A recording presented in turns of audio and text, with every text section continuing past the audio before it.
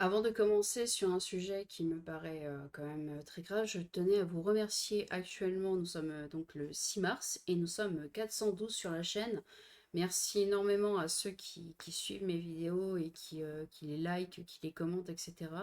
C'est énorme. Dites-vous que sur le dernier mois, bah, il y a eu presque 260 heures de regarder. Donc c'est vraiment énorme. Je vous remercie énormément pour votre soutien et pour vos gentils mots. Pour les méchants mots, bon, j'avoue que je m'en passerai bien, mais il faut s'y faire. J'ai envie de dire, c'est Internet. Donc voilà, merci à tous. On commence sur le sujet qui est, ma foi, assez grave. Le code pénal promulgué par les talibans hiérarchise les blessures faites aux femmes au sein d'un foyer afghan.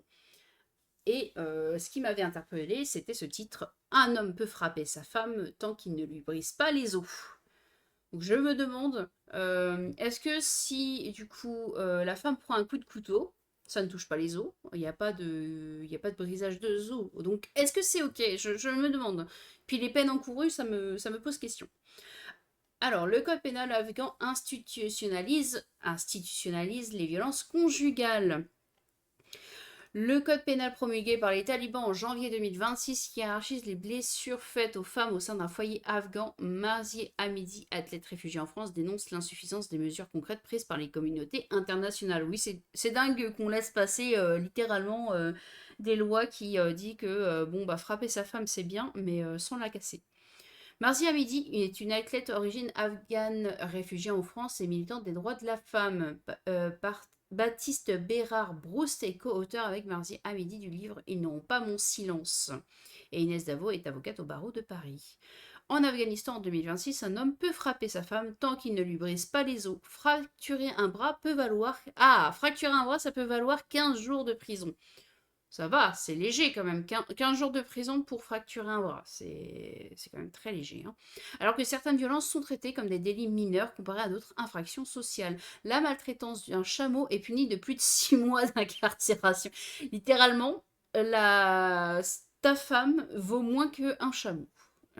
Mais littéralement, c'est vraiment aux yeux de la loi, la femme vaut moins qu'un chameau. Ce n'est ni une rumeur ni une exagération, mais bel et bien ce que prévoit le nouveau code pénal promulgué par les talibans en janvier 2026, entré en vigueur sans débat public ni consultation. Oui, bon, de toute manière, les consultations chez les talibans, ça n'inclut pas les femmes. Ce texte hiérarchise les blessures, encadre la brutalité et institutionnalise une nouvelle inégalité juridique structurelle entre hommes et femmes en fixant des seuils et en définissant ce qui mérite sanction physique et ce qui peut être toléré. Le régime illégitime taliban transforme des millions de femmes en sujets sans recours, placées sous l'autorité légale de ceux qui peuvent les frapper. La violence conjugale n'est plus seulement tolérée, elle est institutionnalisée, mesurée et encadrée par la loi. Rien de tout cela n'est accidentel. Les talibans ciblent les femmes systématiquement. Depuis leur reprise violente du pouvoir en 2021, chaque décision a contribué à leur exclusion de l'enseignement secondaire et supérieur, du marché du travail, de l'espace public, de l'accès à la justice, jusqu'à la suppression des institutions qui pouvaient les défendre. Le nouveau code pénal n'est qu'une étape de plus dans ce projet délibéré d'effacement. Et l'histoire jugera certainement les talibans, mais elle n'oubliera pas aussi notre silence. Dans un pays ravagé par une crise humanitaire profonde où l'économie est exsangue et l'insécurité alimentaire croissante, les femmes payent le prix fort, privées de travail. Ah, elles n'ont même pas le droit de travailler. Bon, d'un côté, pourquoi je suis surprise? Pourquoi j'ai essayé de croire que potentiellement elles auraient travaillé? C'est qu'une femme, elle n'a pas à travailler. Son travail, c'est à la maison, bien sûr. De revenus, bah, bien évidemment, et de liberté de circulation. Bah, faudrait pas qu'elle puisse circuler librement. C'est fou ça, non mais vraiment. Beaucoup n'ont plus d'autre choix que de mendier pour survivre. Oh mon dieu. Les femmes ont burqa totalement déshumanisé, agenouillées devant les mosquées, attendant quelques pièces ou même un morceau de pain pour elles-mêmes ou leurs enfants. Elles mendient dans un contexte où la loi les place déjà sous tutelle masculine et où tout refus d'obéissance est un risque. Ce ne sont pas seulement des citoyennes marginalisées, ce sont des femmes réduites à la survie, sans protection juridique. Chaque coup de bâton, chaque coup de poing, chaque flagellation infligée à une femme afghane est un signal politique. La brutalité est permise tant qu'elle respecte les limites tracées par un régime qui codifie la domination masculine.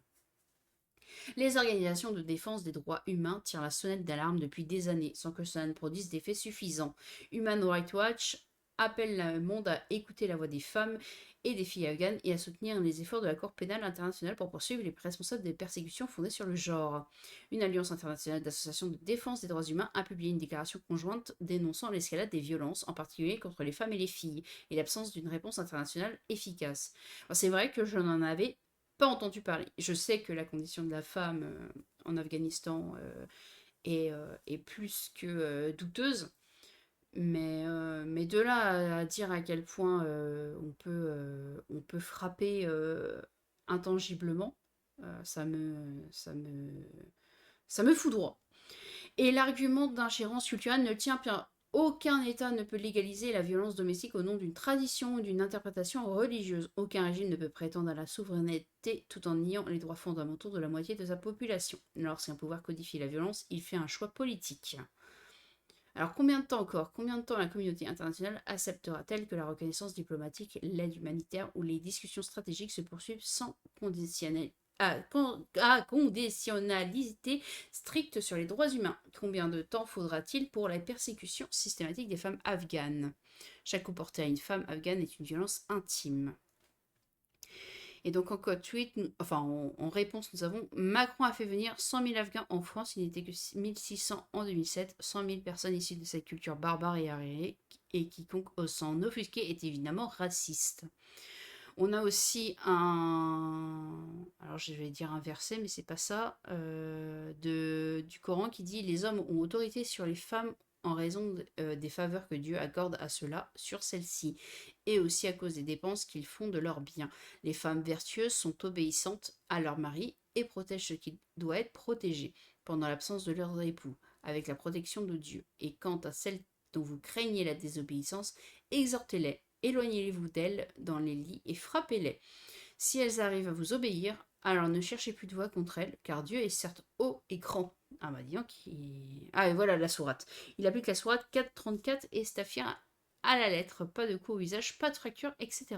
C'est pas le code pénal promulgué par les talibans qui hiérarchise les blessures faites aux femmes, c'est le Coran. On a l'islam tue. Comment ne pas les aimer, donc avec, avec cette personne qui avait été jugée pour violence faite à sa femme, bien sûr. Je crois Anthony Kenneyer. Je n'aurais pas le nom. J'ai vraiment pas la tête au prénom non, moi. Ils sont toujours à la Commission des droits de l'homme de l'ONU. Je suis évidemment en désaccord total avec le code pénal afghan qui légalise certaines violences conjugales. Mais avant de pointer du doigt ailleurs, regardons la réalité en France. Les violences conjugales sont massives, souvent invisibles et trop de victimes restent seules. La loi ne suffit pas. Alors, la loi ne suffit pas, mais la loi ne devrait pas dire que tu peux frapper intangiblement ta femme. Parce que la loi ne suffit pas, mais ça suffira encore moins si dans la loi c'est marqué que c'est ok. Mais les USA n'ont pas apporté la démocratie en Afghanistan, c'est plus de 200 cas civils tués pour rien. Quand ils servent les intérêts, ça n'a plus aucune importance apparemment. Fausse féministe qui trouve que le voile est un embellissement. Oui, bon, on n'en parle même pas de cette femme. À force de ne pas s'en prendre uniquement aux femmes, il va falloir l'appeler le code pénis. Le Figaro fait aussi un article sur les talibans juifs. Tenez, l'Afghanistan n'est pas un État membre de l'ONU, et à ce titre lié par le droit international, la charte internationale des droits de l'homme. Ah oui, c'est le droit de l'homme de battre les femmes. Et après on dit que les musulmans maltraitent les femmes, les gens sont vraiment mauvais. La baya, ça, oui. Oui, c'est les exactions qui se fait partout dans le monde. Ça, c'était une femme qui s'est fait brûler à l'acide. Franchement, si je devais accoucher d'une fille dans ce pays, je la prendrais dans mes bras, je la couvrirais d'amour et de baisers et je l'étoufferais pour qu'elle ne vive pas cette vie abominable. C'est très dur comme mot, mais je comprends l'idée. Étant moi-même une femme, je peux comprendre l'idée. Enfin, je suppose que les hommes aussi peuvent comprendre l'idée, cela dit. Silence, on t'entend vivre. Ouais. La femme peut aussi frapper son mari. Manque de culture de dialogue conduit à de tels comportements. Bah non, elle risque pas de faire ça parce que là, par contre, là, elle meurt. Hein. Le problème, les femmes leur courent après, c'est débile et elles restent à vie avec ce type de déphasé par le syndrome de Stockholm. La femme est bien responsable de sa vie si elles sont au courant depuis plus de 1443 ans qu'elles que des chefs, mais pour ces mecs. Quoi? Bon, je suppose qu'elle a voulu dire que ce sont des chèvres pour ces mecs. Ah, non, mais c'est-à-dire que en France, si tu restes, déjà c'est très difficile quand tu restes, quand tu es victime de violence, c'est très difficile de partir. Pas parce qu'il n'y a rien qui est fait, c'est pas cette question-là. C'est que tu es attaché émotionnellement. Déjà parce que tu dis oui, mais j'ai pas vécu tout ça pour rien. Et puis de l'autre, tu te dis bon bah cette personne va changer. Il y a ce premier truc. Mais là, c'est littéralement ton pays entier qui te dit c'est normal. Tu dois vivre ça parce que tu as été désobéissante. C'est normal qu'il t'arrive ça, etc. Et en plus de ça, étant donné que tu es probablement croyante, parce que bah, en Afghanistan, la majorité des gens sont croyants, ton propre Dieu te dit si tu désobéis, il va t'arriver ça. Donc, c'est pas une question de déphaser ou syndrome de Stockholm ou tout ça, ou que c'est le problème, enfin, c'est les femmes qui sont au courant, etc. Non, c'est que elles sont matrixées par quelque chose où on leur dit c'est normal que ça vous arrive. Votez les filles, on aura cette même chance en France très bientôt. Ils ne font qu'appliquer le Coran. Donc ça, c'est déjà ce qu'on a eu. Ils appliquent le Coran 4.34. Donc 100% compatible avec les filles, non. Le régime terroriste des talibans a organisé l'effacement systématique des femmes afghanes de la société. L'Union européenne doit enfin reconnaître cette réalité et inscrire les talibans sur la liste des organisations terroristes. Je vais regarder aussi un petit peu les codes tweets. On a également, ça a bien marché à la libération des femmes afghanes après 20 ans de présence US. Espérons un autre sort pour les Iraniennes. Les droits de l'homme, ces congrès, ces institutions, ces discours ne sont réellement que des machins. L'Afghanistan en est la preuve. Oui, c'est ça, on laisse passer ça d'une facilité. Je veux dire, il y a quand même. Il y a quand même des tonnes de gens un petit peu influents qui ont vu passer ça, qui savent ça, et ils se sont pas dit, bon, quand même, l'intersectionnalité des luttes est un combat. Il y avait sur les plateaux des experts qui avaient osé parler de talibans modérés. Il faut bien qu'elle continue à faire l'esclave à la maison avec des os cassés, c'est plus compliqué. Deux nouvelles de la mise en œuvre de l'islam, la monstruosité des talibans et celle de l'inerte communauté internationale qui la tolère. Je pense qu'il faut éviter de critiquer si on ne veut pas être taxé de fémonationalisme et simplement féliciter les talibans pour cette spectaculaire avancée en matière de droits des femmes. C'est littéralement la jurisprudence islamique. On peut aussi retrouver ça dans toutes les exégèses du Coran. Pour le verset 34 de la sourate 4, qui autorise l'homme à frapper sa femme en cas de crainte de désobéissance. C'est ça qui est assez ouf, c'est la crainte. C'est pas qu'elle t'a désobéi, c'est la crainte. Donc c'est-à-dire que... bon, on va faire croire que je suis un homme. De toute manière, on est en 2026 en France, donc j'ai le droit de vous dire que je suis un homme. J'ai ma femme à côté, et je lui dis, je veux un café. Je crains qu'elle me dise non parce que elle commence à voilà, elle commence un peu à bouder, elle faisait quelque chose, voilà. Je crains qu'elle me désobéisse. Là, une claque. C'est bien, c'est que c'est la crainte de la désobéissance. Je ne suis pas sûre. Elle m'a pas encore désobéi. Elle n'a pas encore levé son cul de la chaise pour me faire un café ou elle ne m'a pas dit non. Mais je crains qu'elle me dise non. C'est quand même une subtilité qui est quand même pas dingue. Hein. C'est vraiment la crainte. C'est vraiment, je suis pas sûre, mais je pense qu'elle veut pas le faire ça avec amour. Elle m'a pas apporté mon café comme je le voulais au moment où je voulais. Qui aurait pu prédire qu'importer des centaines de milliers de ces gens allait coïncider avec une augmentation des violences faites aux femmes. Notre tribune dans le Figaro pour dénoncer l'horreur des talibans envers les femmes afghanes. Mon cœur saigne et la communauté internationale ne dit rien. Et n'oubliez pas que toutes les cultures se valent. Bon, ça c'était ironique. Hein. Le programme de LFI expérimenté à Kaboul. Et André Flao, PS officiel, vous pensez toujours qu'il faut donner une chance aux talibans car ils ont probablement changé. La gauche est complice des pires dictatures au monde par leur tolérance 6 à de l'islamisme le plus radical à travers le monde et en Belgique. J'aime bien à travers le monde et en Belgique. C'est-à-dire qu'il y a tout le monde, mais vraiment il y a le monde entier et il y a la Belgique. Mais ça n'a évidemment aucun rapport avec le Coran.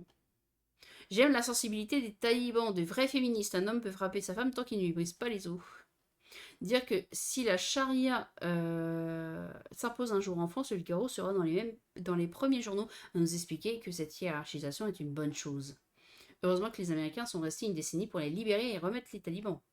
Ouais, après, ils ont jamais gagné hein, contre l'Afghanistan, malheureusement. J'ai envie de dire, on peut blâmer les États-Unis, mais bon, déjà, ils y sont pas allés vraiment pour ça. Et puis de l'autre côté, ils ont pas gagné. Donc, enfin, ils ont pas perdu non plus, mais je veux dire, c'est une guerre qui ne s'arrête jamais. Au nom de l'islam, et n'oubliez pas, ça se trouve, ils ont changé. Comment ne pas les aimer? Ah, par contre, je suis surprise, il n'y a pas beaucoup de gens qui en parlent du côté, on va dire, du côté cliché LFI, etc. Parce qu'il y a énormément de clichés plutôt de droite qui sont en mode ah bah là, la LFI, ils sont contents. Mais il y a assez peu de gens clichés LFI justement qui en parlent. C'est c'est d'ailleurs un petit peu inquiétant, je trouve, hein, parce que on les voit parler pour tout et pour rien, mais par contre, sur des trucs comme ça, on les voit pas parler. Les blancs gauchistes prétendument décoloniaux, graines de néocolonialisme, ont tellement gagné la bataille culturelle qu'ils sont en mesure de traiter d'islamophobes un musulman choqué par cette information. Ouais, c'est bizarre ça. Ah ouais, parodique, ouais. On va dire que c'est pour la blague, mais bon, je vois pas trop la blague, hein. Ce sont ces hommes qui nous accueillons par millions chez nous. Nous ignorons tout de nos nouveaux maîtres du pays et de leurs intentions. Ça fera plaisir à André Flau d'apprendre que les talibans laissent une chance aux femmes. Ouais, non, mais en vrai, on a assez peu de gens. Ah, voilà, c'était Adrien Quatennens. Quatennens. Ah, voilà, je l'ai. Je savais qu'il y avait un Q au début de son nom de famille. Et j'avais le A au début, mais j'avais pas le reste. Aucun pouvoir ne devrait pouvoir inscrire dans une loi une telle. Aucun, oui, devrait pouvoir inscrire dans la loi une telle brutalité sans que le monde entier ne s'en indigne. Je suis entièrement d'accord. En Russie aussi, tant qu'il n'y a pas d'hospitalisation. Ah, la Russie dépénalise les violences domestiques pour éviter la destruction de la famille. Sous la pression du pouvoir et de l'Église orthodoxe, les députés ont voté un projet de loi qui allègre les peines en cas de violence dans le cercle familial. Ça date de 2017. Ah, ça a été modifié le 20 octobre. Et comment ça se fait que ça a été modifié 8 ans après? C'est étrange ça que ça a été modifié 8 ans après. En plus, ça ne lie pas avec l'article du Figaro qui a été fait bien plus tard. Ouais, c'est étrange. Les Afghans respectent le Coran et la Sunna qui autorise de battre sa femme. Et dire que André Flau voulait offrir une chance aux talibans. Bon, on a fait le tour. C'est assez fou, hein. On est dans un monde où on tolère assez vite ça. Je pense que ces femmes ont tout à perdre actuellement et que malheureusement, en fait, on peut rien faire vraiment à part en parler, en fait. À part en parler et faire en sorte que du coup, bah, le droit international se bouge un petit peu le cul pour rendre les choses meilleures. J'espère en tout cas que la situation s'améliorera, même si, comme beaucoup ont dit, c'est une suite vraiment littérale de ce que dit certaines sourates. Alors, il est difficile de faire changer d'avis quelqu'un qui croit dur comme fer à sa religion. Voilà. En tout cas, j'espère que vous avez passé une bonne journée. Je vous fais des bisous et puis à bientôt.